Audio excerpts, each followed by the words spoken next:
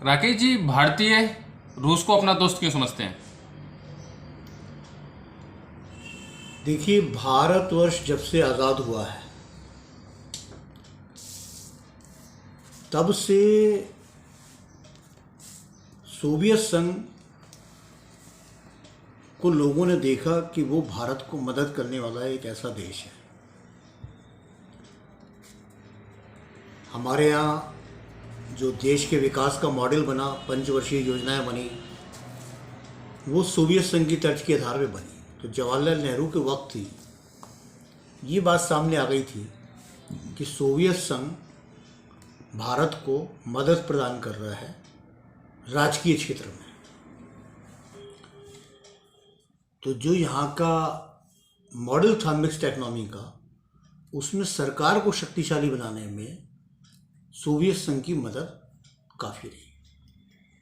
जबकि दूसरी तरफ अमेरिका जो है वो लगातार वर्ल्ड बैंक और आईएमएफ के माध्यम से कर्ज के जाल में भारत को फांस के अपने शिकंजे में लेने की कोशिश कर रहा था। लेकिन इन सबसे भी महत्वपूर्ण बात शुरू होती है 1965 में, शास्त्री जी की मृत्यु के बाद। शास्त्री जी की मृत्यु ताशकंद में हुई। लोगों ने देखा, उस समय का अनुमानित शक लोगों का इस बारे में गया कि 1965 के युद्ध में रूस ने अचानक भारत का साथ दिया, जबकि अमेरिका ने पाकिस्तान का साथ दिया। तो यहीं से ये बात लोगों के जनमानस में जानी शुरू हो गई कि भारत के साथ रूस है, अमेरिका नहीं है, क्योंकि अमेरिका खुल के पाकिस्तान के साथ है। बात आगे बढ़ी।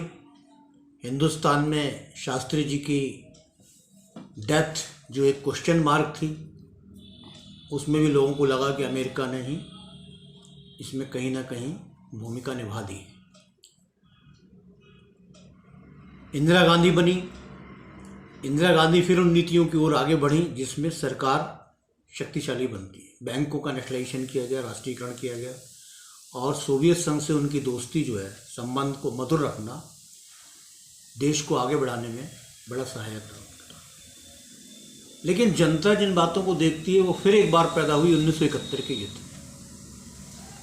1971 में पाकिस्तान ने अचानक हिंदुस्तान पर आक्रमण कर दिया, और उस लड़ाई में फिर एक बार अमेरिका जो ये कहता था मैं भारत के भी साथ हूँ, वो फिर एक बार लड़ाई में पाकिस्तान के साथ खड़ा और भारत की मदद करी सोवियत संघ।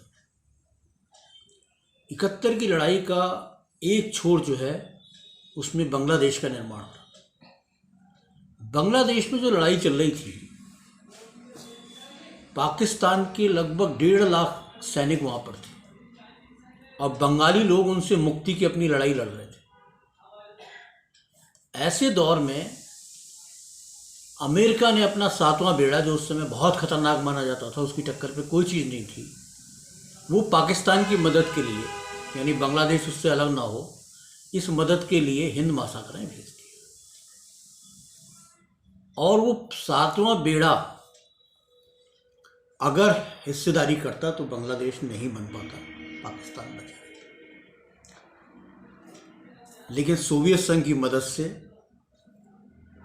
और भारत के अपने राष्ट्रवादी स्वरूप की मदद से बांग्लादेश बन गया, और 1 लाख फौज ने वहाँ आत्मसमर्पण कर ढाका।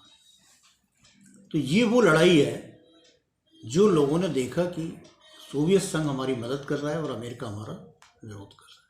इसकी स्मृति आज भी लोगों के दिल में मौजूद है।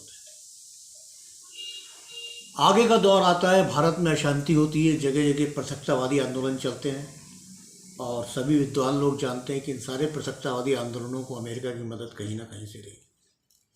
लेकिन एक आंदोलन इतना आगे बढ़ गया जो स्वतंत्र राष्ट्र बनने की ओर जाता, वो था खालिस्तान का आंदोलन। और खालिस्तान के आंदोलन के वक्त भारत के लोगों ने देखा, क्योंकि बात तो लोगों को बाद में मालूम ही पड़ जाती है, कि भारत सरकार इस बात से बेखबर थी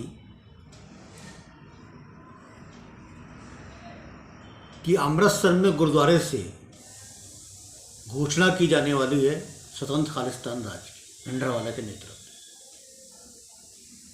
में। रूस द्वारा ये सूचना इंदिरा गांधी को दी गई और वहाँ पे टैंक भेज के कब्जा लिया गया। उस लड़ाई में भिंडरावाला मारा गया।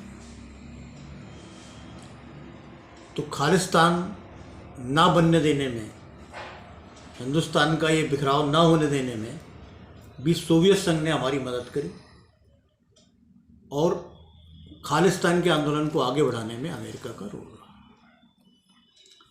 और देखिए, जितने पृथकतावादी आंदोलन उस समय उठ रहे थे, मिजोरम, नागालैंड, मणिपुर, तमाम जगहों पे जो पृथकतावादी आंदोलन थे, तो हम देखते हैं कि जब सोवियत संघ टूट गया और अमेरिका का एक छत्र राज कायम हो गया, तो भारत के ये आंदोलन भी समाप्त हो। ये खुद ये साबित कर देते हैं कि अमेरिका खुद उन आंदोलनों के पीछे था।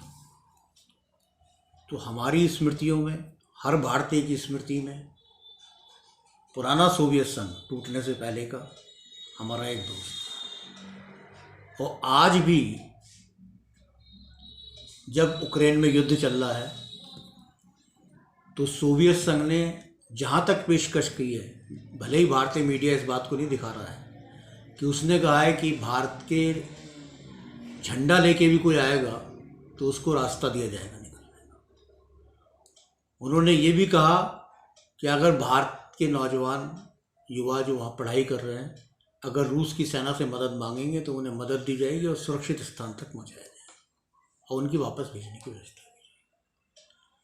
लेकिन आज के दौर में हम लोग की सरकार और मीडिया यूक्रेन के पक्ष में ज़्यादा खड़ा है, इसलिए वो बातें उतनी संभव नहीं हुई। लेकिन सोवियत संघ की तरफ से अभी तक भारत के बारे में पॉजिटिव ही बात की जा रही है।